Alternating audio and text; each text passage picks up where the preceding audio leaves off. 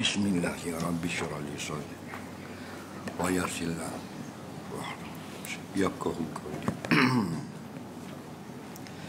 Assalamualaikum warahmatullahi wabarakatuh. Bismillahirrahmanirrahim. Alhamdulillahi rabbil alamin. Wassalatu wassalamu ala sayyidina Muhammadin wa ala alihi washabihi ajma'in. Subhanaka la ilma lana illa ma 'allamtana innaka antal alimul hakim wa la haula wa la quwwata illa billahil aliyyil azim. Alhamdulillah, kita sambung pengajian kitab Jihazul Madihah. Malam ini di muka surat 79, baris kelima daripada bawah. Berkata pengarang, bermula menanggung jenazah dengan pengusung yang 3 persegi lebih afdal daripada yang 4 persegi. Dan yang 3 persegi itu iaitu yang sempit 2 hujungnya yang di hadapan pengusung dan luas 2 hujungnya yang di belakang, maka ditaruh akan kepala mayat kepada sebelah yang sempit itu, maka menanggung akan dia pengusung 3 orang, yang seorang menanggung 2 kayu yang hadapan, maka dimasukkan kepalanya yang menanggung antara 2 kayu itu, serta dihantarkan dia pengusung ke atas 2 bahunya, maka ia yang di hadapan berjalan dahulu dan yang 2 orang lagi menanggung 2 hujung kayu yang di belakang, dengan dihantarkan ia hujung kayu ke atas bahu, dan jangan ditanggungkan 2 kayu yang di belakang itu seorang juga. Dan jika ada ia orang yang kuat sekalipun, dari kerana jadi ia mana pengusung pada ketika itu masuk di antara 2 kayu itu, nescaya tiada melihat. Jadi ia tadi bukan pengusung, jadi ia orang yang di belakang pada ketika itu masuk di antara 2 kayu, nescaya tiada melihat ia yang di belakang kepada jalan. Dan jika diangkatkan akan pengusung di atas kepala supaya kelihatan jalan, maka keluar dari nama menanggung dan jadi glosor mayat itu, maka jadi menyakiti akan mayat. Baik, kita sambung lagi tentang tanam mayat. Daripada 4 tajhiz atau persediaan orang mati, iaitu mandi, kapang, semayang, tanam, kita masuk hak akhir dah, iaitu tanam. Bila sebut tanam, dia mula dengan usung dulu. Bukan lepas semayang tanam lalu. Boleh tak lepas semayang tanam? Atas masjid mayat. Usung dulu. Jadi usung termasuk dalam hal-hal tanam. Semua perkara yang berkait dengan pokok, maka cabangnya menjadi wajib. Pokok dia 4 perkara. Nombor 1, mandi, kapang, semayang, tanam. Ambil contoh nombor 1, mandi. Bila mandi wajib, sediakan air wajib. Bila nak sediakan air tak ada beledi, maka beli beledi jadi wajib. Nak pergi beli beledi, kena ambil motosikal. Ambil motosikal wajib. Nah, motosikal dia dah, minyak pula kena isi minyak wajib. Faham? Asal satu je wajib, mandi mayat. Faham lagi? Kita sekarang wajib menuntut ilmu. Muak guna-guna pun biar boleh menuntut ilmu. Faham lagi? Kalau beli motosikal, boleh lagi dengar orang ngajar. Wajib beli motosikal. Tak beli berdosa. Siapa? Orang yang ada duit. Orang tak ada duit, wajib jalan kaki. Dia gitu. Nampak? Buatlah apa saja, guna harta Allah bagi pinjam untuk selesaikan perintah wajib. Jadi begitulah, apabila tanam itu wajib, urusan yang menjadi sempurna tanam itu juga wajib. Maka mulakan tanam itu dengan usung. Ini orang ada usung dah, kau bola kereta. Tak kira, sampaikan jenazah ke kubur itu wajib. Dan mana Allah naik kereta dengan usung? Cik jawab. Usung. Jangan gaduh jawab. Tengok dulu. Jauh kita kubur. Kalau dekat, usung afdal. Kalau jauh, mati sini nak tanah ke mamang. usung. Sampai apa dah sampai bukit bau mampu kerang. Dah. Kena tengok tengok keadaan. Ada kalanya naik kenderaan afdal. Ada kalanya berjalan kaki afdal. Okey? Sama macam Nabi katalah, siapa yang berjalan kaki pergi ke masjid, setiap langkah itu dapat 3 benda. 1 pahala, 1 hapus dosa, 1 naikkan maqam ataupun kedudukan. Faham? Tiba-tiba kita dengar hadis ni nak tambah naik kereta. Jarak sejik dengan rumah 40 kilo. Kau balik awal. Sekali lagi meninggal dunia. Biar faham baik nah. Jika sampai menyusahkan, ambil yang kurang afdal, iaitu berkenderaan. Faham?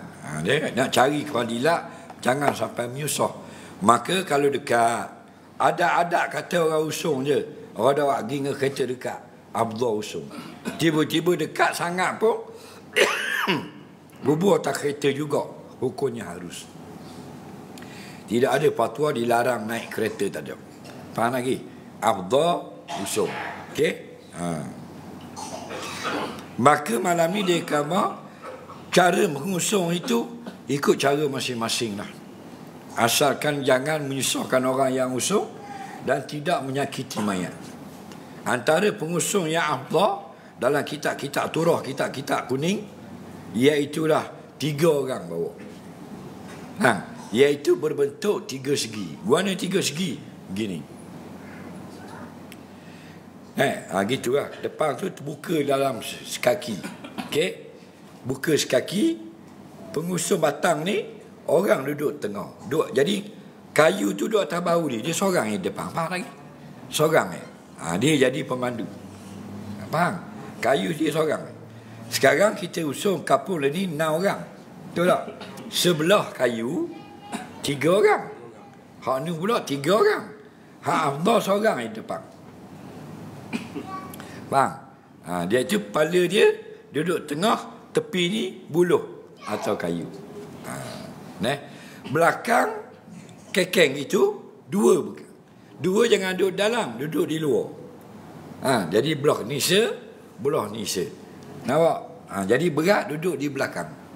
Okey? Berat duduk di belakang, yang depan memandu arah. Sebab apa? Sebab dulu pengusung dia tak ada khanda. Maksud pengusung ni, usung dengan mayat yang dikapal. Dulu mayat dikapal, dia letak atas pengusung. Bawah dia buluh je. Okey? Dan atas tu dia letak kain lah. Ada yang kapan saja, ada yang letak kain ayat Quran tu. Kain macam kain kelambu tu. Faham lagi? Khanda tak ada. Ni masuk khanda berat. Kan? Kayu tu berat. Nak basuh dulu. Bagi siapa basuh dulu khanda. Muat 3 orang gini. Dan oleh siapa kubur jadi 2 khanda. Faham lagi? Siapa tau? Mati terus orang depan. Berat nanang. Kalau mayat kecil tak apa. Mayat besar. Main peha dia aja 40 kilo sebelah. Faham lagi? Masalah kalau 3 orang. Ni bukan wajib ni, kaifiat. Kalau mayat itu ringan, faham? Maka 3 orang afdal. Jangan letak atas kepala gini. Ada setengah negara dia usung gini. Itu bukan usung. Usung ni letak atas kepala baru. Kerana apa? Kerana ada hadis. Iza wudi'atil janazatu 'alal aqab. Apabila telah diangkat akan ke pengusung yang ada jenazah, lalu diletakkan di atas bahu. Jadi ngusung maksudnya atas bahu. Okey? Kalau kita usung ini dah haram, tapi tidak ada dinamakan ngusung.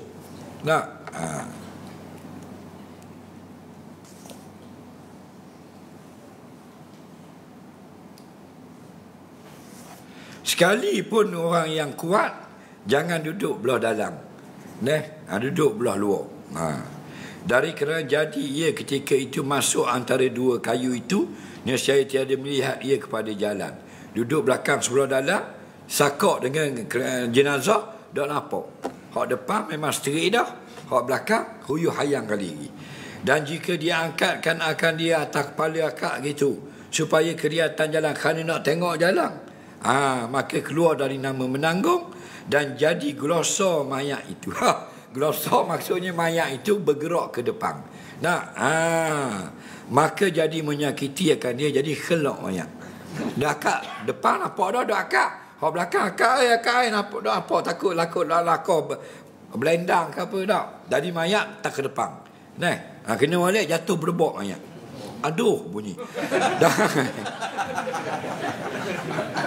Dan sunat mendahulukan kepala mayat kepada pihak jalan, sama ada pihak jalan itu berbetulan dengan kiblat atau tiada. Kalau kita nak bawa, afdal kepala mayat jalan dulu. Okey. Tiba-tiba ada kampung tu sehari tu dia usung kaki dulu sampai kubur baloh. Dia tidak kena gini. Sebab apa? Kaki dulu siapa. Jadi wagi semula kampung usung. Tu bodoh namanya. Memanglah tidak afdal. Faham? Tapi tidaklah jadi kena usung semula. Faham lagi? Jangan buat pasal. Kerana banyak bila dah faham, you akak dia. Bayar zakat terah. Kan? Kau kan salang belaka. Salang belaka. Lepas tu balik lah.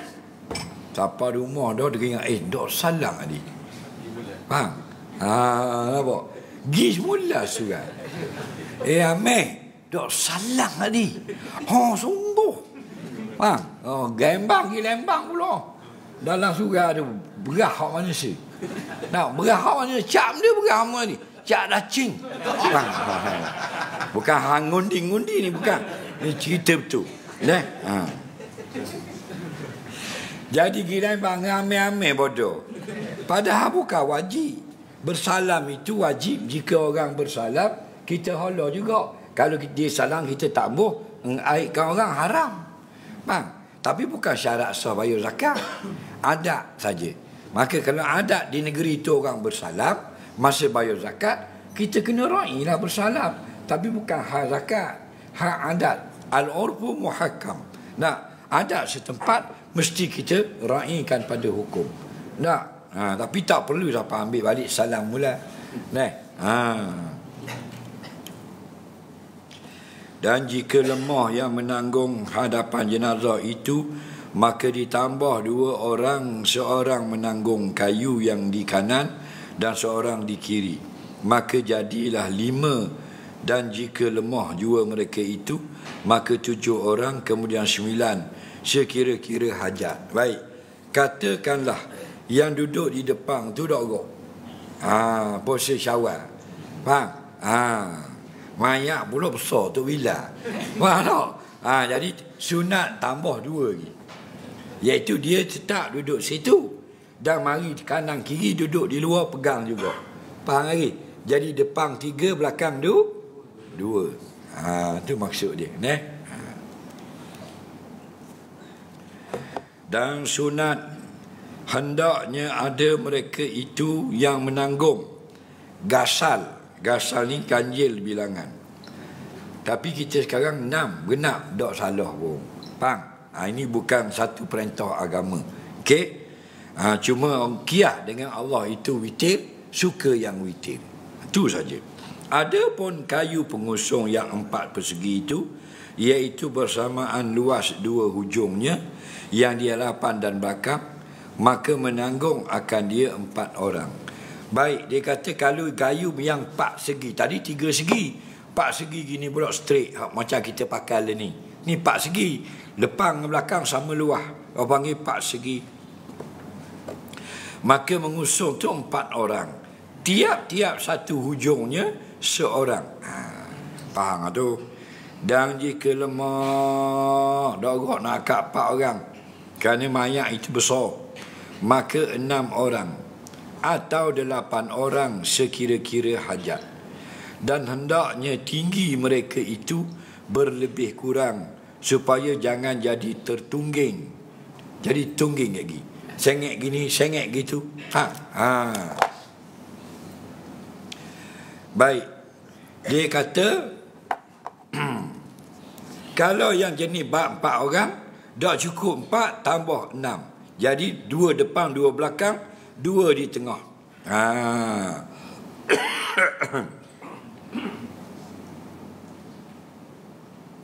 Dah kalau maknanya kalau boleh akad seorang bila akad seorang harus dengan didukung saja. Apa dia? Anak, bayi, budak kecil umur 3 tahun, 8 tahun boleh dukung gini? Boleh. Tak mesti kena usung lagu tu. Faham lagi? Bayi mati 2 hari demam panas, tak payahlah awak ngusung-ngusung. Faham? Boleh didukung begitu di atas tangan ayah dia atau orang lain. Sudah memadai. Faham? Budak cik lain awak ngusung pula. Cik duduk 8 orang dia bang. Dah jangan tinggi rendah. Kalau tinggi rendah jadi sengit dah, betul tak? Jadi sengit. Belakang tinggi, depan rendah. Adanya belakang tak panjang. Depan tak makcik. Jadi usung, jadi uyuh hayang tadi je. Tak boleh. Biar lebih kurang. Depan 180 cm, belakang 178 boleh. Depan 5 kaki 6, belakang 5 kaki 7. Okey ya. Jangan depan 5 kaki, belakang 6 kaki 8. Faham? Nampak? Jadi siapa di kubur buka tengok kaki mayat tak ada. Beripak tak ke depan.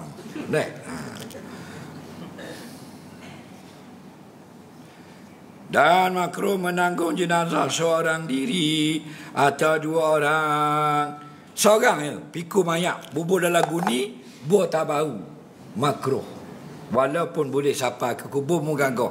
Jadi main jing, orang akak berat. Faham? Dia gagah, dah besi boleh akak. Ni mayat rengang dia keke 50 kilo. Dia pun buku buah tak boleh bau. Makruh. Okey? Bersalahan maknanya tidak makruh jika kanak-kanak. Mayat kadang-kadang macam khabar tadi ya. Dan tempat makruh itu jika hadir di sana yang lain. Maksud makruh di sini, ramai orang boleh usung. Macam biasa, dia pergi akad seorang juga makruh. Jadi kalau tak ada seorang ni. Dia seorang je. Kalau lain, semua cedera belaka. Dia seorang akad mayat, pergi ke kubur. Tidak makruh.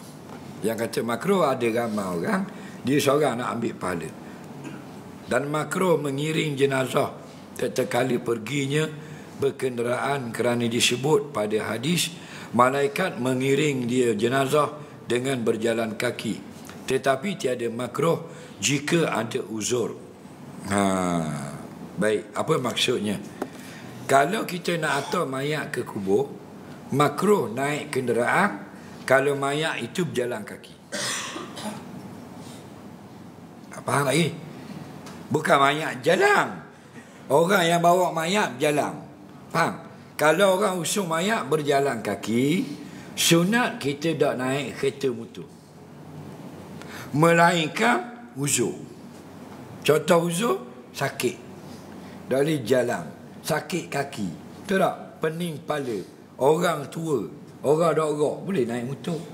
Jadi orang usung jenazah jalan kaki, dia ikut dengan basikal belakang, ikut dengan benda lagi, motosikal, ikut dengan bank, ikut dengan bah. Tidak makruh kalau uzur. Kalau sihat tubuh badan, sunat jalan kaki, makruh naik kenderaan. Faham lagi? Bila makruh? Mayat jalan kaki. Faham?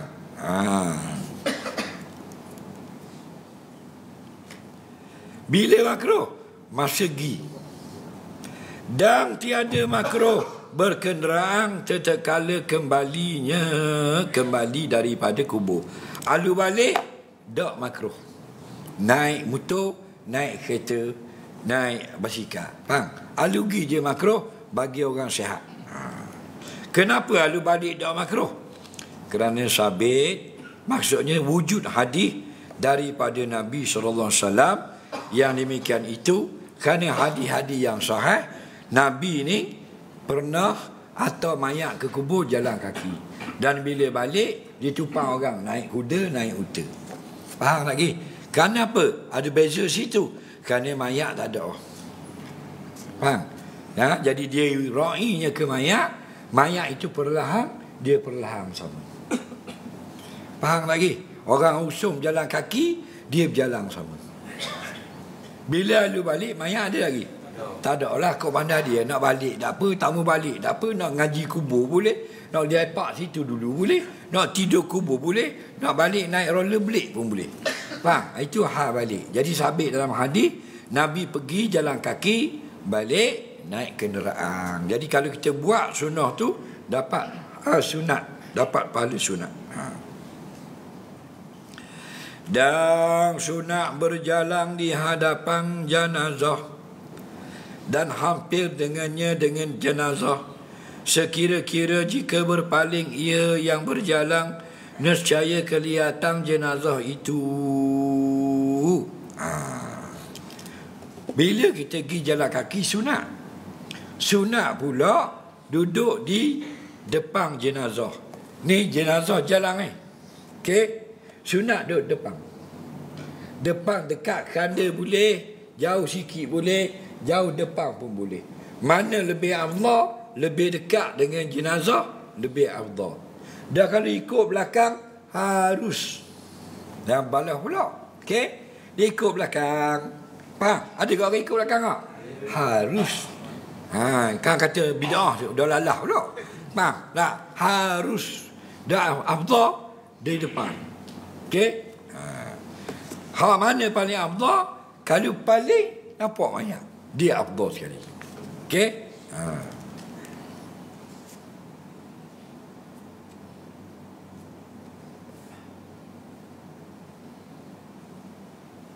Kerana apa?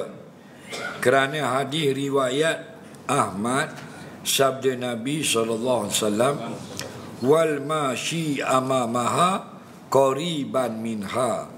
Artinya, dan yang berjalan itu di hadapan jenazah, hal keadaannya Nabi kata yang berjalan itu hampir daripada jenazah. Berkata Imam Nawawi dalam Al-Majmu'. Kitab Majmu' ni dikarang oleh Imam Nawawi separuh saja. Separuh lagi ulama Mesir sambung. Kerana Imam Nawawi wafat, meninggal dunia. Okey? Kitab Majmu'. Tebal kitab dia. Tebal-tebal Quran. Tebal-tebal gitu. Banyak mana? Banyak dia kalau ubur dalam guni, rembah atas kepalamu, mampu tu. Tak ada nyawa. Banyak tak? Dah. Kita tak usah kata nak baca isi. Nak baca daftar kandungan, tak habis. Faham? Muka surat 1 benda. Muka surat 2, juzuk 3 benda. Muka surat 8, juzuk 24 benda. Juzuk 19, muka 800 benda. Membaca tu bit tahi. Tak usah nak karang kitab. Faham? Orang lain ni, dia pergi kondai Imam Nawawi. Dia kata tak betul, tak tepat. Nak orang ni. Nak, budak-budak lah ni. Lain ni budak-budak kan? Nak, baca betul, boleh tapukan kali. Tok guru tak betul lah. Nampak dah ada waguan ni. Betul tak? Kalau orang hidup kita ni nak suruh jadi molek, biar ada rasa segang dengan diri sendiri. Kalau ada rasa segang dengan diri sendiri, juruh jadi. Faham? Jadi tak malu ke muka kita diri. Faham? Bila tak malu ke muka kita diri, habis orang kita nak ajar. Betul tak? Tok guru, ulama, kiai, kita rasa kita lebih pandai. Kerana apa? Kerana tak malu ke muka mu diri. Muka kita apa? Muka mudah. Bila muka udah, sedar diri dah. Faham lagi? Betul tak? Tak usah nak berasa hebat. Dia syarah kitab Al-Muhazzab. Muhazzab ini 2 butir tebal-tebal Quran. Matang, tek dia. Pendek dia lah. Tebal Quran 2 butir. Okey? Imam Nawawi syarah 1 baris, 2 baris jadi 10 muka surat. 3 baris jadi 4 muka surat. Jadilah 28 kulit ada, 30 kulit pun ada cetakan 24 juzuk pun ada. Faham? Besar kitab dia. Dan orang mengaji seluruh dunia. Diterjemah dalam bahasa Jerman, bahasa Sepanyol, 7 bahasa Eropah. Orang putih terjemah.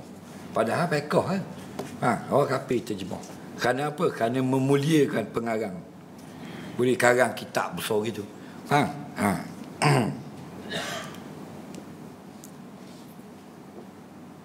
Telah berkata Imam Syafi'i dan ashab. Ashab maksudnya murid-murid ataupun rakan-rakan Imam Syafi'i. Barang siapa hendak mengambil berkat menanggung jenazah daripada pihak yang empat itu, boleh mula dengan hujung pengusung yang kiri sebelah hadapan, maka usung akan dia atas bahu yang kanan, duduk sebelah kiri depan, jadi bahu kanan. Kemudian serahkan dia kepada orang yang lain dan ambil pula hujung pengusung yang kiri sebelah belakang, maka ditanggungkan di atas bahu yang kanan pula. Kemudian lintas daripada hadapan mayat kerana pergi sebelah kanan, jangan dari belakang, supaya jangan bernama berjalan dari belakang mayat. Maka dia ambil pula hujung yang kanan sebelah hadapan, ditanggung atas bahu yang kiri. Kemudian dia ambil pula hujung yang kanan sebelah belakang, tanggung di atas bahu kiri pula. Intaha muka surat 51. Dan sunat disegerakan.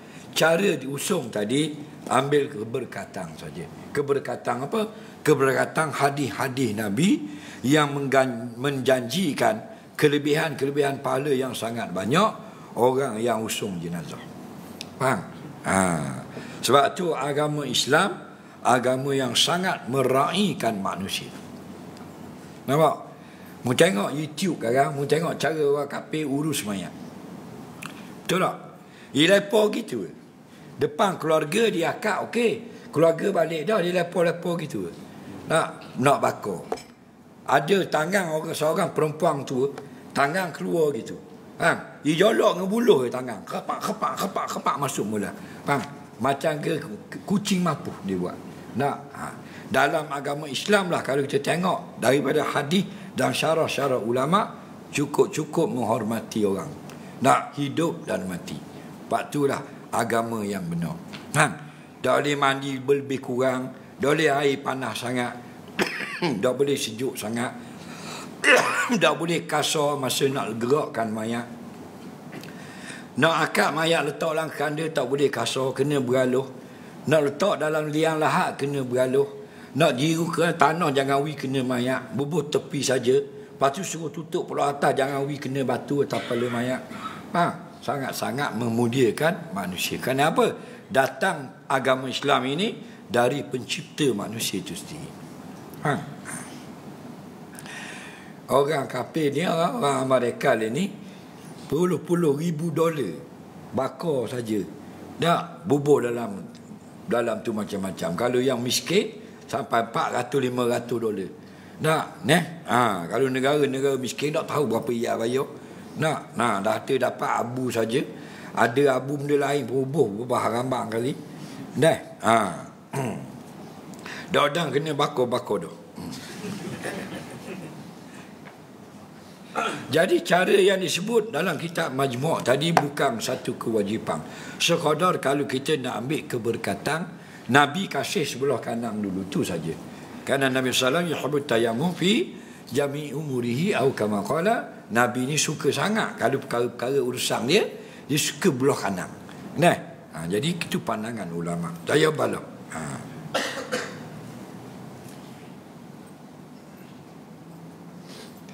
Dan sunat disegerakan membawa jenazah itu sekira-kira antara berjalan dan berlari. Maksudnya, masa kita usung jenazah, sunat berjalan cepat. Jangan berlari, bid'ah. Dan kalau berjalan macam biasa, harus. Dia berjalan macam mana? Berjalan cepat. Dari mana berjalan cepat? Daripada mati. Semua urusan cepat, sunat. Faham? Mana dalil? Kerana tersebut dalam hadis yang diriwayatkan oleh jamaah. Jamaah maknanya kumpulan yang ramai ulama-ulama hadis. Sabda Nabi SAW, asri'u bil janazah. Kalau kita pandai nahu, tak payah ubur dah bagi. Kayak gini jadi kau tak pandai. Kalau kita tak pandai lagi, letak bagi. Baru kita baca tak ditapukan. Faham? Asri'u bil janazah. Fa in kanat salihatan, qarabtumuha ilal khair wa in kanat ghaira zalik fasyarrun tad'unahu an riqabikum. Artinya segerakan olehmu akan jenazah itu. Maka jika adalah ia mayat atau jenazah orang yang soleh, orang baik, telah kamu hampirkan akan dia jenazah kepada kebaikan. Dan jika adalah ia jenazah ketiadaan soleh, orang jahat jenazah ni, maka kejahatan telah kamu lepaskan dari bahu-bahu kamu. Apa maksudnya? Ini dalil kalau kita nak uruskan mayat ialah segera. Asri'u tu kamu semua. Kalau kamu seorang je, Nabi kata asri', kamu seorang. Asri'u semua kamu, ingat, segerakan bil janazah, iaitu akan jenazah. Maknanya segerakan urus jenazah. Apa makna segera di sini? Makna segera di sini ada dua pendapat ulama. Pendapat yang pertama, selepas mayang jenazah selesai, segera wagi tanam. Faham? Itu makna yang pertama. Okey? Lepas habis dah semayang, wagi cepat. Jangan letak saja duduk atas sejik, sekarang baru pergi atas kubur. Tak molek lagu tu. Okey? Habis dah semayang, habis dah. Wagi dah. Itu makna asri'u. Itu pendapat yang pertama. Makna yang kedua, semua hal segera. Yang ni bila mati dah, segera mandi, segera kapang, segera semayang, segera tanam. Faham lagi? Dua-dua ni betul belaka. Okey? Semua ni pandangan fuqaha belaka. Nah, takat mana segera itu? Tidak gaduh. Faham lagi? Jadi nombor satu sekali, kalau mati, kenapa? Kalau kita buat kepada mayat, kita buat kepada diri kita, mula-mula kalau mati, innalillah sebut. Itu bukan dengan mayat, kita dengan Allah. Kita dengan mayat, benda nombor satu kali. Mati dah, nombor satu benda. Tarmid, tutup mata. Okey? Tutup mata. Mana segera ni, jangan sejam mata terbuka. Pergi makan nasi tu, kat gigi tutup. Dah, segera tutup. Faham? Hak mana kena tutup? Hak mata terbuka. Dah semua mata terbuka. Ada seorang dua mayat, bila mati mata pejam. Hak ramai terbuka. Tak buka luar, buka separuh. Faham? Maka tutup. Kerana apa dia terbuka? Fa'innal basar tabi'an roh. Dalam hadis kata, pandangan si mati itu melihat roh yang terakhir. Roh keluar, habis tu mata melihat. Bila mata melihat, roh dah keluar, boleh tak tutup? Tak lihat. Nak tutup mata perlukan roh. Nak gerak kereta kontrol, perlukan bateri. Mencabut bateri dah gerak. Ngubur baru boleh gerak. Faham? Jadi roh dah keluar, mata melihat lah kali, nak tutup dah boleh. Faham? Tapi bila asri'u, segera tutup mata ayahmu kalau mati. Kena faham baik. Jangan baru nak mati tutup dah. Tutup dah. Daya ayah dah datang ni tutup juga. Nampak dah? Dah bangun congok ayah jeng. Faham? 15 kotak atas belakang. Nampak? Biar segera tu maknanya lepas mati. Segera mandikan kalau dapat. Tanya tukang mandi. Tukang mandi kata nak mandi pukul 7 pagi ke pukul 11. Dua tu ada masa. Pukul 11 tak boleh. Kerana dah hadis kata asri'u pukul 7. Faham? Tapi kalau dah tak ada arah, pukul 11 baru boleh mandi, nak buat apa ni? Tak apalah, pukul 11. Itulah. Kerana orang lain tak anda nak mandi. Kita nak mandi mayat, mandi junub dah betul. Faham lagi? Mandi mu dah betul. Fa in kana salihatan qarrabtumuha. Kalau mayat itu orang yang baik, qarrabtumuha ilal khair. maka kamu dekatkan akan mayat lebih dekat kepada kebaikan. Apa maksud hadis ini? Hadis ini menjelaskan apa yang katanya Sayyidina Uthman, innamal qabru rawdatun min riyadil jannah au hufratun min hufarin nar. Kubur ini Nabi kata ada dua je. Kalau tidak kebun syurga, lubang neraka. Faham lagi? Jadi kalau mayat yang soleh, mayat yang baik, dia ke lubang neraka ke kebun syurga? Kebun syurga. Lebih cepat kita atur tempat molek, lebih baik. Faham lagi? Macam orang yang sakit, tempat yang molek, dia pergi gym ke hospital. Maka lebih cepat atau ke hospital, lebih baik. Untuk siapa baik? Untuk orang sakit tu lah. Faham? Maka mayat segerakan hantar. Asyri'u. Nah, dah siapa pula orang soleh ni? Nombor 1, mukmin. Itu wajib dah. Dah kalau orang kafir, garanti ghairu soleh. Tidak baik. Okey? Hak ni Nabi kata wajibat, wajib syurga. Siapa? Mayat orang beriman. Parti mana pun kalau mayat orang beriman, wajib syurga. Faham lagi? Kafir parti mana pun wajib neraka. Siapa kata wajib? Nabi. Faham? Nabi ni bercakap wahyu. Bukan copy paste dalam Facebook Nabi. Faham? Wahyu. Waktu orang usung jenazah, orang beriman. Faham? Ni orang beriman. Sahabat puji dia. Nabi kata wajib. Maknanya wajib syurga. Yang kedua, usung pula orang kafir atau orang munafik. Faham? Sahabat kata dia kafir, munafik. Banyak ni. Nabi kata wajibat, wajib neraka. Nak? Waktu huduh mana pun orang beriman, ahli syurga. Faham? Baik lagu mana pun orang kafir, ahli neraka. Waktu kita kena dakwa orang kafir supaya dia mati dalam Islam. Kerana apa? Kerana sakit dia kayak gini, dia azab pagi dan petang. Nah, dalam neraka. Tak kira dia menteri, ahli neraka. Wa in kana ghaira zalim.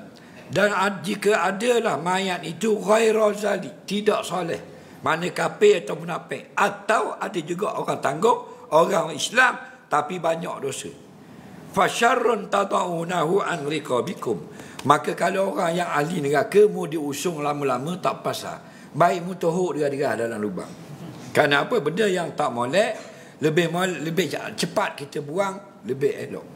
Sebab tu kalau ada ayam mampu bawah tangga, tu berulat dah, busuk kohong, kita bawa tu, ayam kita bawa slow ke kita bawa laju?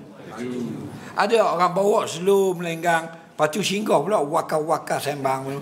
Ada? Tak ada. Orang akan bawa laju. Apa bawa laju? Saya jawab. Sebab busuk, sebab huduh. Dan siapa di tong siapa? 40 meter lagi. Biung. Masuk terus lah. Lagi. Macam Ronaldo bola masuk. Swinger terus. Lagi. Becinya benda tak boleh. Gitulah kita. Kalau mayat yang kita pikul tu musuh Allah, kita tak tahu. Jangan kata huduh ke mayat. Kita tak tahu. Faham? Maka lebih elok kamu buang awal-awal dari atas belakang. Itu maksudnya.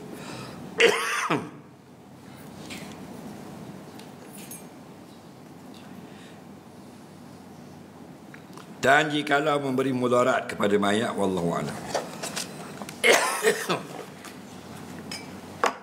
Bismillah.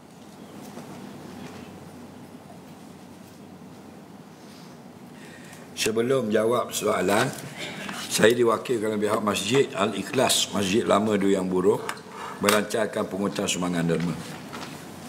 Petugas sila bangun pungut sumbangan menggunakan beg karung warna oranye macam saya tunjuk ni, untuk hadirin hadirat dapat beri sumbangan kepada Masjid Al-Ikhlas kita untuk rotate pengurusan masjid. Siapa yang online, YouTube, Facebook, TikTok, boleh beri sumbangan jari jauh. Bank Muamalat akaun number 13010004968714. Akaun TNB Biobiletri 220873202505. Kita akan masuk sesi soal jawab. Pihak masjid ucapkan jutaan terima kasih pada penyumbang. Allah sempurnakan pahala berlipat ganda di akhirat sana. Sambil-sambil kita sedekah, kita derma kepada masjid, kita tengok soalan. Betul ke haram kita raya 30 hari? Dah habis-habis, kenapa ni? Hukum kita menganggap hari raya semua ada berapa setahun. Kena faham waktu. Apabila Sayyidina Umar bersedih tidak dapat berhari raya pada hari disambut berhala Lata dan Uzza, sedangkan dia masa dia kafir dulu dia hari raya gitu. Faham? Maka dia bersedih lah tengok orang-orang kafir beraya, dia tak boleh nak beraya kerana sudah masuk Islam. Datang Nabi, jangan bersedih wahai Umar, kerana Allah beri kepada kita 2 hari raya, iaitu hari raya haji dan hari raya puasa. Makna hari raya ini 2 saja, iaitu 1 Syawal dan 10 Zulhijjah. Tapi soalan ni, kalau kita sambut hari raya lebih pada 1 hari Syawal, hukumnya harus. Faham lagi? Tidak menjadi kesalahan. Lebih-lebih lagi jika pada hari-hari itulah kita sempat untuk melakukan amal-amal soleh, maka silakan. Faham? Tidak ada orang beriktikad hari raya itu lebih dari 1 Syawal. Cuma mereka meraihkan kerana sempena 1 Syawal, jadi berlanjutanlah dan ziarah menziarahi, sedekah, jamuan dan sebagainya. Betul tak? Jadi abalah, tak ada masalah pun nak raya, kewandamu lah. Nak buat benda tu, nak niat sedekah atau ziarah untuk hubung silaturahim dan sebagainya. Lepas saya buat dosa, saya menyesal. Kadang saya menangis minta ampun. Adakah dikira saya mempermainkan taubat? Dengar baik-baik. Dia buat dosa kemudian dia menangis atau menyesal. Orang yang buat dosa ada 2. Satu orang mukmin, satu orang munafik atau orang kafir. Orang mukmin buat dosa juga, buat. Dalil dia beza dengan orang kafir. Orang mukmin lepas dia buat, dia mari menyesal. Itulah orang mukmin. Dari mana datang nyesal? Iman yang ada dalam diri dia. Orang kafir dan munafik bila buat dosa tidak menyesal. Ada beza tak situ? Jadi sekurang-kurang mu ada penyesalan, tanda mu orang mukmin. Kalau orang kafir tak menyesal, molek dia bangga pula. Kalau orang munafik, lagi kita kata lagi dia canggah kita. Tak? Dia tahu apa? Masuk dengan aku pandai, aku pakai baju sejuk, baju jaket, biar tak panas kena api. Dia boleh lawan balik pula. Tahu tak? Dia orang munafik. Kau ramal ni. Nabi kata Allah sangat suka orang yang banyak buat salah dan kemudian banyak pula minta maaf. 400 kali ulang dosa, 400 kali ulang minta maaf. Khata'in tawabin. Banyak salah, banyak minta maaf pula. Soalan seterusnya. Apakah hukum bunuh anjing yang makan haiwan ternakan sedangkan kita tahu tuan anjing? Semua jenis anjing ini, kau pandailah anjing halal dengan anjing haram. Anjing ada 2, satu anjing halal, satu anjing haram. Bukan halal makan, anjing halal bela dan haram bela. Okey? Semuanya tidak disuruh bunuh, melainkan 2 saja disuruh bunuh. Nombor 1, anjing yang memudaratkan. Yang kedua, anjing yang membawa penyakit. Memudaratkan ini sama ada membunuh manusia atau mencederakan, atau membunuh haiwan ternakan atau mencederakan. Boleh kita bunuh. Faham lagi? Soalan seterusnya.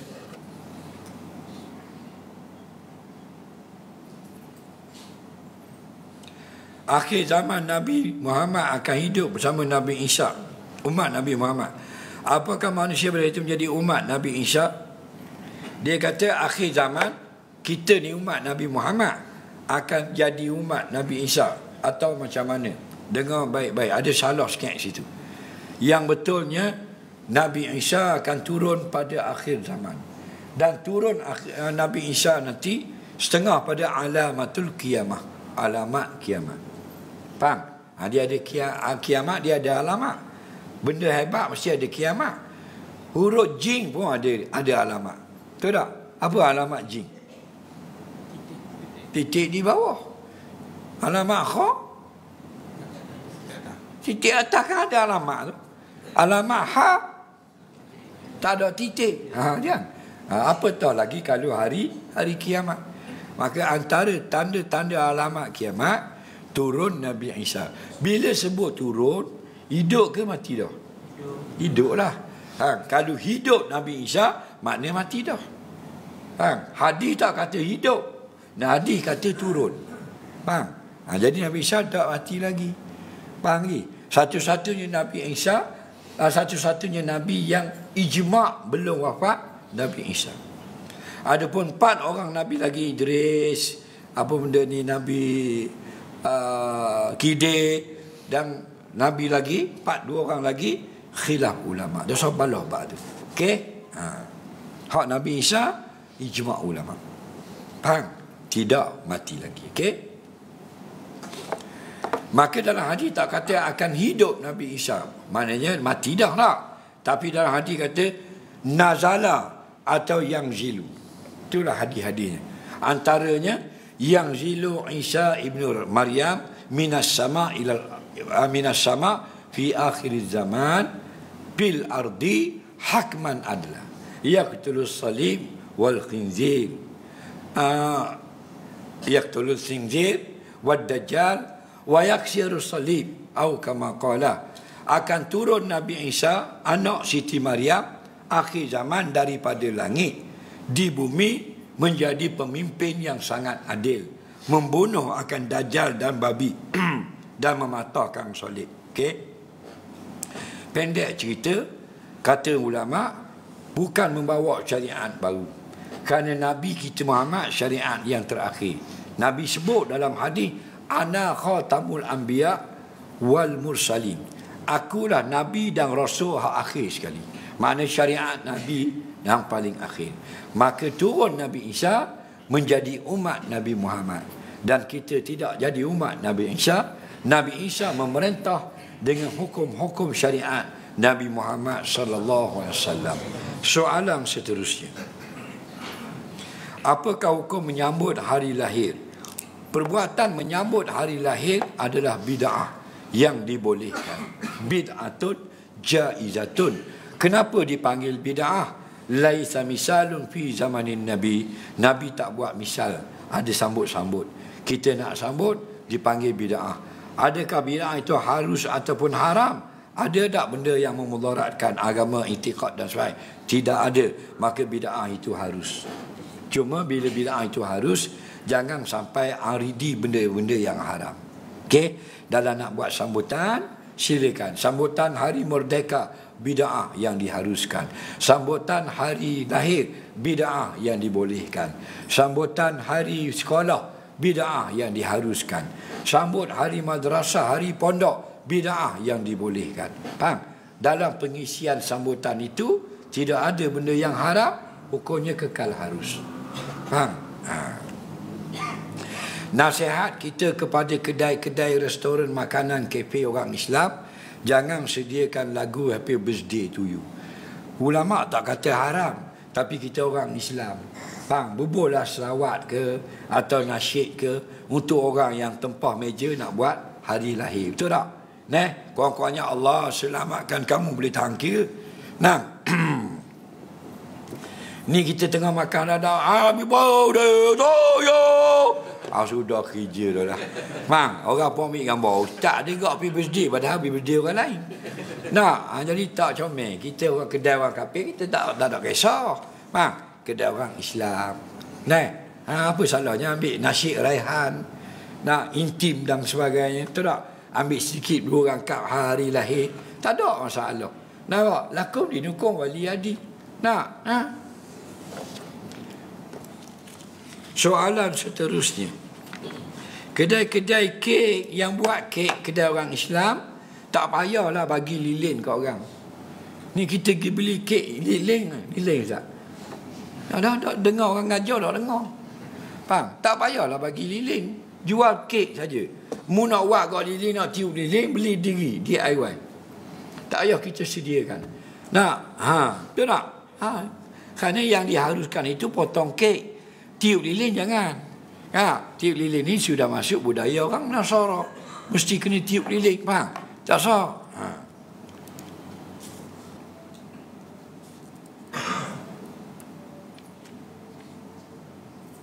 Adakah waris perlu bayar hutang si mati ketika dia sedang belajar? Tengok, adakah terpanjang hutang itu sampai kepada waris? Ya, syaratnya begitu. Maka dibayar oleh waris daripada duit si mati, atau sunat dibayar oleh waris daripada duit waris jika si mati tidak meninggalkan harta.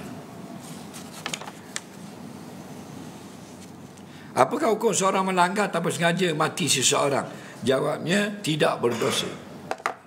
Dia bawa motosikal atau kereta, tayar pecah, kereta dia berpusing, kena orang yang duduk tepi jalan mati, tidak berdosa. Dia panggil pembunuhan yang tidak disengajakan, menyebabkan kematian. Dia hal-hal mati orang ni ada 3. Nombor 1, pembunuhan yang disengajakan. Nampak? Yang kedua, membunuh yang tidak sengaja. Yang ketiga, tersalah dalam kes kematian. Faham lagi? Jadi yang kena hukuman mati ialah ada niat membunuh dan menggunakan alat atau perbuatan yang boleh membunuh. Itu yang dikenakan hukum mati. Wa katabna alaihim fiha anna an-nafsa bin-nafsi. Kami telah fardu wajibkan di dalam kitab yang turun daripada langit, nyawa dibalas nyawa. Maknanya sengaja membunuh. Ada pun lain daripada sengaja, seperti tersalah. Faham lagi? Tersalah atau kesilapan berlaku. Faham? Dia bawa kereta, orang tu kita tidur bawa kereta dia. Dia tak tahu, dia pun jalan mati. Bukan dia sengaja, kesalahan. Itu dia kena bayar beberapa denda yang akan ditetapkan oleh mahkamah. Soalan seterusnya. Saya nak bina rumah baru. Hari apa molek saya bina? Hari Muntadah Hijrah. Dan kalau saya nak pilih, penghulu segala hari Jumaat. Kerana dia Sayyidul Ayyam, dia JKK segala hari. Tapi tidak ada kesalahan kita nak bina rumah hari lain. Faham lagi? Kalau kita nak pilih hari Jumaat, kalau nak pilih bulan, ambil bulan Syawal atau Ramadan. Soalan seterusnya.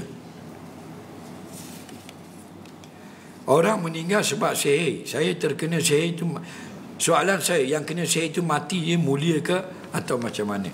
Orang yang mati dia aniaya, dia dapat tengok dulu. Kalau syahid itu ada sebut dalam hadis cara matinya. Kalau sihir dia itu mati kerana sakit, demam gitu saja, maka matinya dianiaya dapat pahala besar.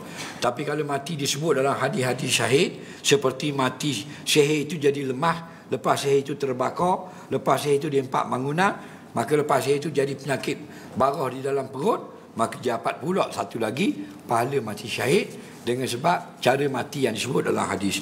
Soalan seterusnya. Lepas taubat saya dah menyesal. Kadang-kadang dalam hati suruh buat yang jahat. Saya takut duduk seorang diri. Takut duduk seorang, duduk sejik ramai-ramai. Faham tak lagi? Jangan duduk seorang. Kerana seorang itu rasa takut. Tapi kalau takut itu membawa kepada kita takutkan Allah, maka takut itu dipuji syarak. Molek duduk seorang. Faham? Soalan seterusnya.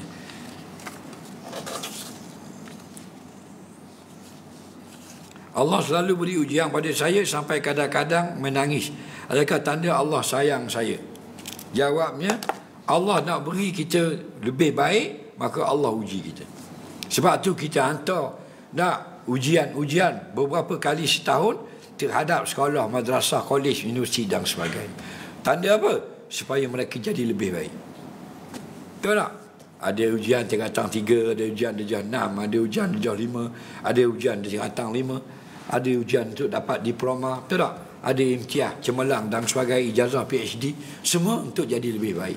Maka linabluwakum ayyukum ahsanu amala. Kami uji umat manusia itu supaya lebih jadi yang lebih baik. Cuma tanda-tanda orang beriman. Bila dia diuji, tanda keimanan itu akan naik tinggi.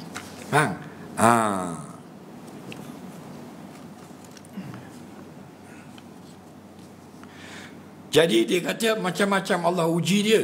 Bila Allah uji dia, pertama kita kena redha, yang kedua kena sabar, yang ketiga kita kena tawakal setelah berusaha untuk menjadi lebih baik. Nampak? Ahasiban nasu ayutraku ayyakulu amanna wahum la yuftanun. Adakah orang beriman menyangka mereka sudah beriman kau-kau dah, sedangkan mereka belum lagi diuji oleh Allah.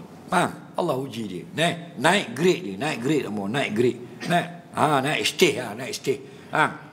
Stage 1, stage 2, stage 3. Kau laju kereta, kau power kereta tu. Naik stage dah. Dah naik stage tak ada apa-apa. Gitu. Cuma kalau benda yang sama kena pada musuh Allah, Allah azab dia. Benda yang sama kena pada orang mukmin, Allah uji dia. Dia panggil kepada orang Islam, orang beriman, namanya bala. Itu maknanya ujian.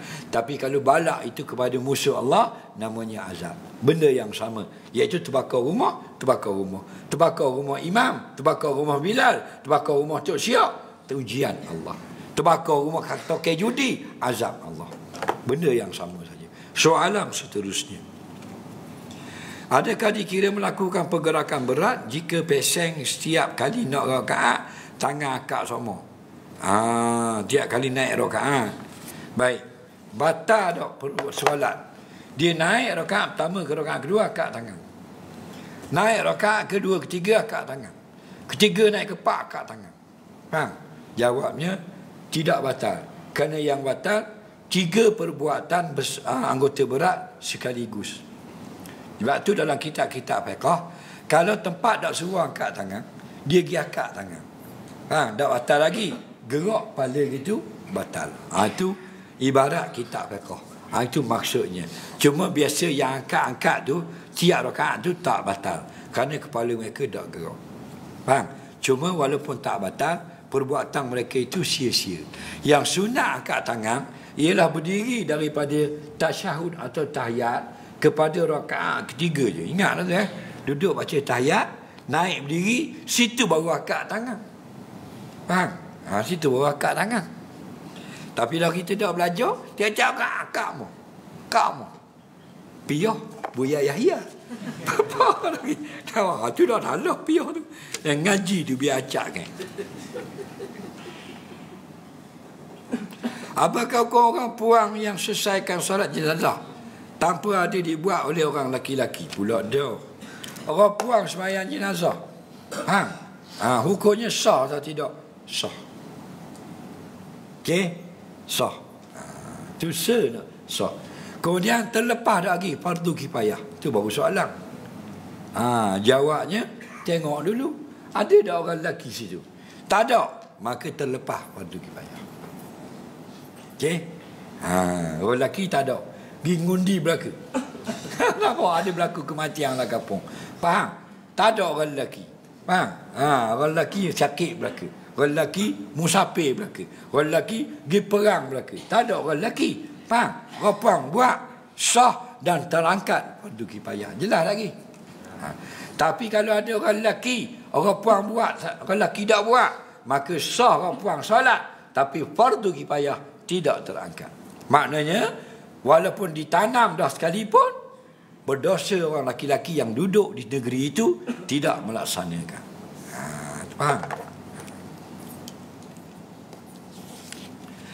Rapuang ingat boleh semayang mayat. Tak? Jadi kalau ada ayah mati semayang dalam rumah, buka pintu bilik sikit, orang ramai duduk semayang, muduk dalam bilik itu ikut semayang jenazah. Ayahmu kan tu? Kali terakhir. Betul tak? Balas budi ayahmu. Suami mati ke? Betul tak? Kalau suami mati, molek isteri semayang. Jangan pergi depan pula. Duduk belakang. Macam sah lelaki-lelaki sekarang ni. Faham? Laki depan, dia belakang. Duduk dalam bilik lagi molek. Bukalah sikit. Allahu Akbar. Kita pun Allahu Akbar. Aku semayang ke atas jenazah suamiku ini. Betul tak? Kalau suami mati dulu molek mu lah mati dulu. Lagi.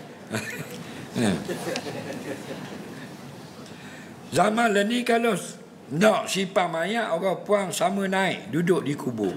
Dengar baik-baik, orang puang durian burung ke mana-mana ke, Orang perempuan ziarah kubur harus atau sunat. Dua kaul. Orang perempuan ikut mayat atau ke kubur tanam, makruh. Faham ni? Orang perempuan ikut sama atau mayat ke kubur, makruh. Faham? Orang perempuan ziarah kubur, sunat atau harus. Jadi kena faham baik. Ziarah lain. Ziarah ni tanam dah mayat. Orang ramai tak ada. Faham? Contoh, tanam pukul 10 pagi. Lepas Zuhur tu dia pergi ziarah. Tu boleh. Hukumnya harus ataupun sunat. Faham lagi? Yang makruh, mayat dah tanam, bawa bersama-sama, orang puan ikut ramai-ramai. Itu makruh. Ni banyak berlaku di Pantai Timur dah. Dulu tahun 90-an, tak ada. Seorang dua je ada. 90-an, seorang dua je. Betul tak? Orang puan sampai kubur. Tu pun duduk jauh-jauh. Ada yang duduk kat pintu buku, kat pagar sikit. Ada duduk belakang-belakang sikit. Lain ni 2025, laki 30, puan 10. Betul tak? Nawalek pakaian menjolok mata. Mata orang bila tengok dia macam kena jolok. Itu panggil menjolok mata. Faham lagi? Faham lagi? Tukang baca telkin pula mati bini. Bang Covid. Buka surat telkin tengok tak dia. Macam kena jolok mata. Dah baju ketat, mulut gicu, mata ada eyeliner. Ada blusher pula ujung pipi, mulut merah macam anak anjing baru beranak. Faham lagi? Ni boleh punggung puing kau pek cetok. Faham? Surat telkin pula tak ada lagi. Tak ingat. Faham lagi? Masalah. Ingat dah. Mula kita sekarang larang. Kalau boleh larang. Balik. Sekarang ziarah. Kata gitu. Tapi jangan biar koh orang. Faham? Anak orang, bini orang. Kata boleh. Jangan balik. Orang hantar jenazah, makruh orang puan ikut. Kata gitu. Ada kalau kita tak kata tu tak?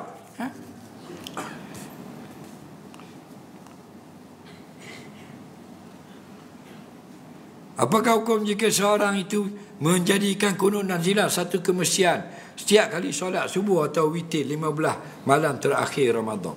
Baik. Kunut nazilah tidaklah dia tetap atau apa benda ni permanent. Dia tetap, dia tak tetap. Dia berlaku satu musibah besar saja, sunat kunut nazilah. Adapun kunut subuh dia tetap sampai bila-bila. Kunut subuh, okey? Pada mazhab Syafi'i. Kunut nazilah ini musibah besar. Musibah kecil, tak sunat baca kunut nazilah. Ada 2 orang mati di KL, tak sunat kunut nazilah.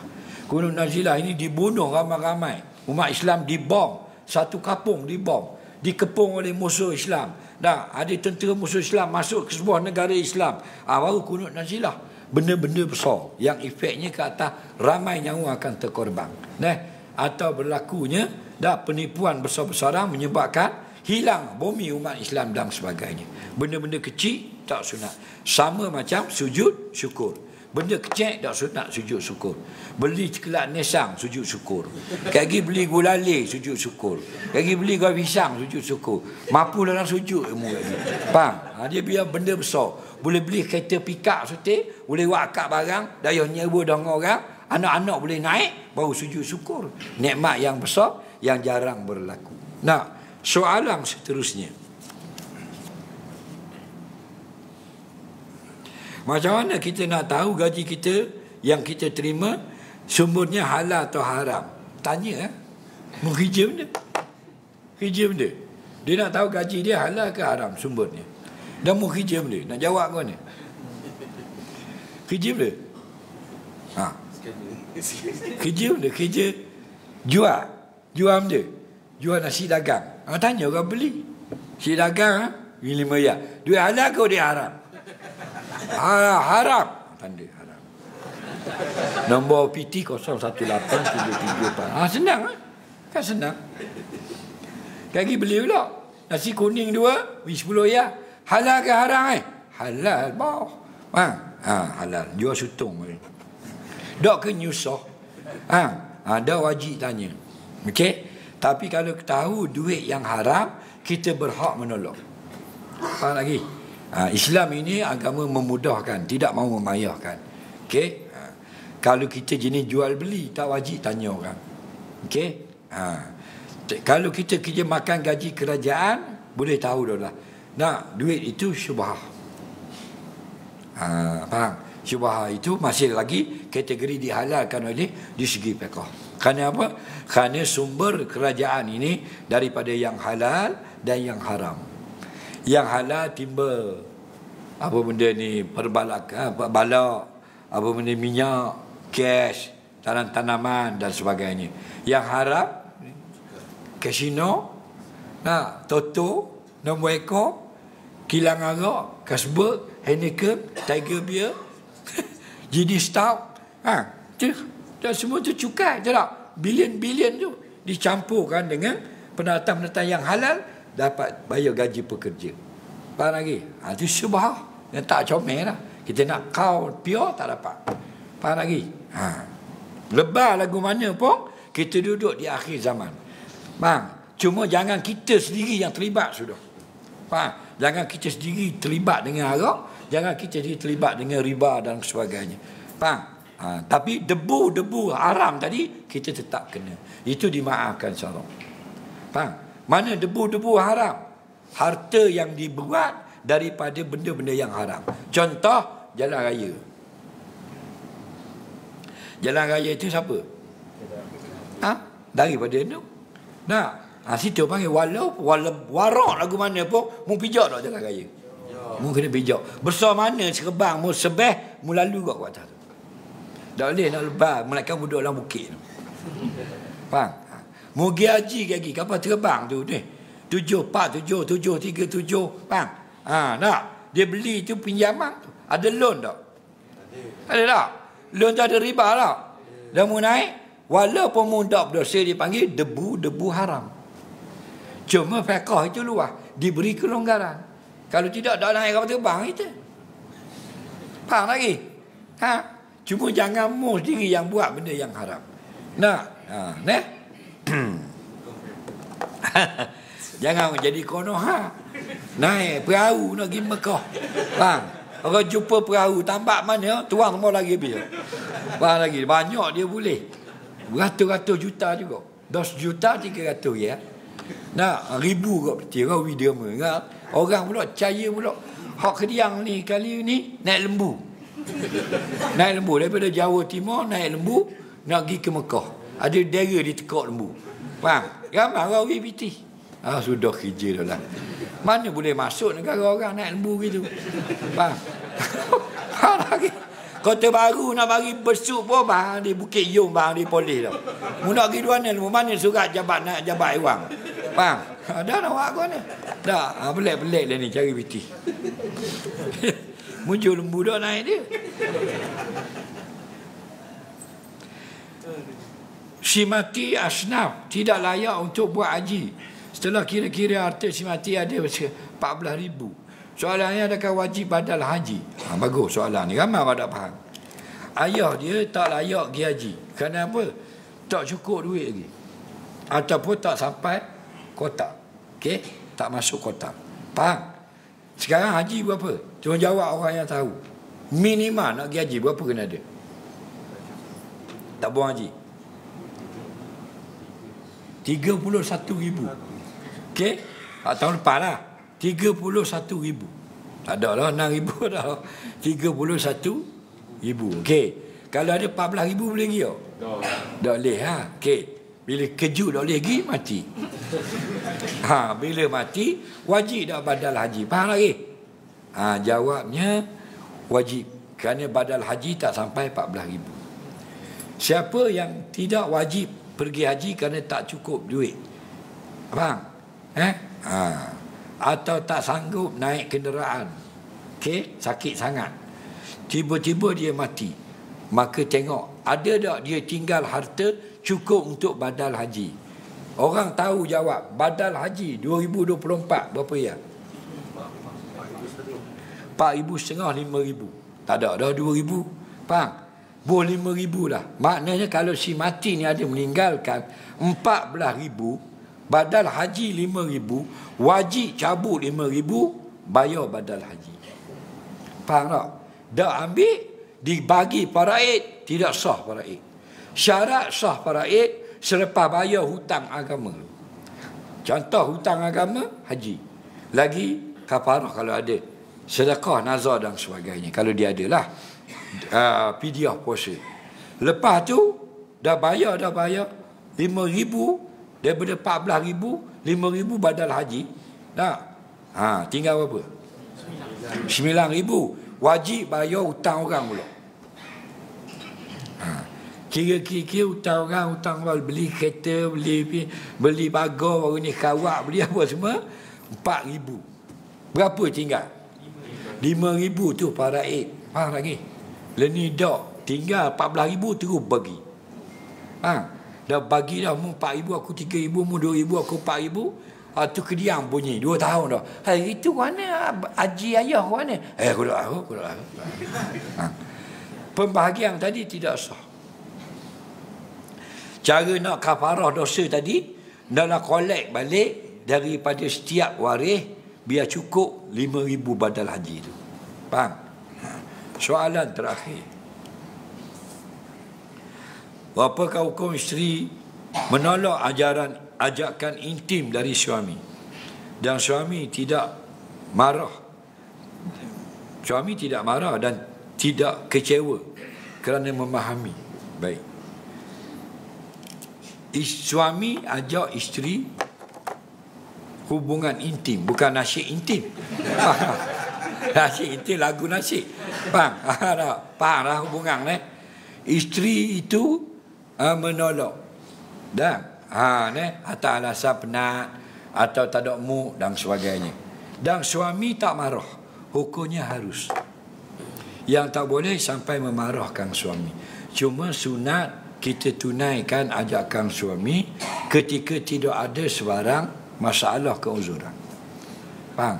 Walaupun suami kita dia okey je kalau kita tolak pelawaan dia, sunat juga kita tunai. Faham? Mana makruh kalau kita tidak tunai. Tetapi kalau kita sakit, hukumnya harus tidak makruh. Faham? Siapa nak tanya soalan lisan?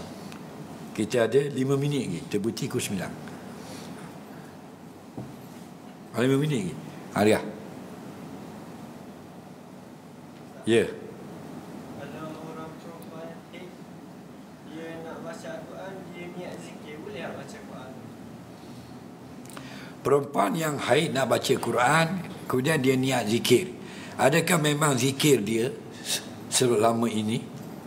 Tak, saja nak buat helah. Tak boleh. Sebab dia guru Al-Quran, dia nak tegur anak murid dia. Itu bukan niat zikir. Itu niat membetulkan kesalahan. Boleh. Okey? Cuma bila kita guru Quran perempuan, masa kita haid, kita raikan hadis la yaqra'u syai'an minal Quran haidun, tidak membacakan ayat Quran oleh perempuan yang haid. Jadi bila masa kita haid, kita mengajar Quran boleh, tapi jangan baca ayat Quran. Caranya ketika kita haid, kita suruh murid baca. Faham lagi? Bila murid baca salah, meninggalkan dengung, kita dengungkan. Faham? Tidak mengapa. Jadi kita kena buat uslub pengajaran kita itu, kita kena ada garis panduan ketika kita haid. Ketika kita haid, kita ajar kalimah, kita sebut huruf, kita menyebut tentang hukum, atau suruh orang membaca, kita menegur, kita masalah harakat, kita menyebut nama-nama bagi tanwin dan sebagainya, itu lebih baik. Faham? Pada hari-hari kita suci, kita baca suruh murid ikut. Innallazi, murid ikut. Itu tak apa. Okey?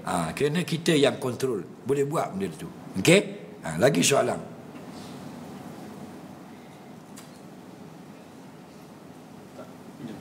Ya. Bila rasa, tapi dia tidak tercek, itu termasuk jawab azan dan doa sifat azan. Bila tidak terjek, makruh jawab azan. Kita baca doa pun makruh. Okey. Pendapat yang kuat tidak makruh. Tetapi Bilal itu naklah mengulangi tarjih kerana mukhalifus sunnah. Okey, Bilal itu meninggalkan tarjih. Nampak? Faham? Kita jawab juga apa yang diazankan dan kita berdoa juga. Setengah ulama kata tidak masuk lagi tempat berdoa kerana azan belum selesai. Setengah fuqaha kata boleh dah kita berdoa dan perbuatan Imam Bilal itu tidak sempurna. Faham? Maka nak keluar daripada kealpaan tadi hendak dah diulangkan dengan ada tarjih. Faham? Soalan terakhir. Belakang. Haji sopan mesti kena ada wasta. Haji sopan ada wasta mesti kena. Haji naik helikopter. Haji atas sofa. Haji atas sofa orang dewasa macam mana nak bersih cara bersihnya? Haji atas sofa. Haji orang dewasa atas sofa macam mana nak cara bersih? Haji orang dewasa atas sofa. Macam mana nak bersih? Okey. Naji contohnya benda orang kecil. Yang lain. Contoh haji.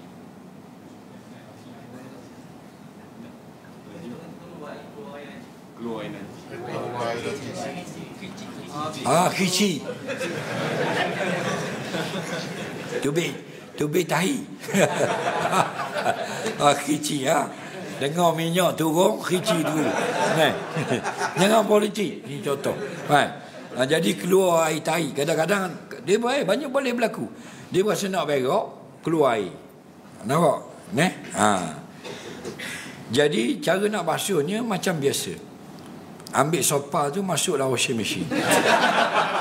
Boleh tak masuk? Dah soalan saya, boleh tak masuk? Dah boleh nak akak ke mana? Okey, bila tak boleh masuk dalam mesin basuh, hendaklah kita basuh dengan tempat yang kena najis saja. Ni sopa. Okey, ni sopa. Okey, sopa Okey, ambil baldi. Ambil baldi letak sini. Ni sopa. Okey, sopa contoh Okey. Kita tunggangkan macam ni. Contohlah contoh macam ni. Okey. Okey. Sebelum tu ambil dulu. Ambil najis tadi. Okey. Sebanyak mungkin. Tinggal lembabnya. Faham? Masa lembab tu awak sengitkan dia, bawah dia ada baldi. Okey, supaya air tak banyak jatuh atas latar. Kalau ada kapet, alih kapet. Okey. Cucur air sini. Cucur tahu cucur. Okey, jepuk bang cucur.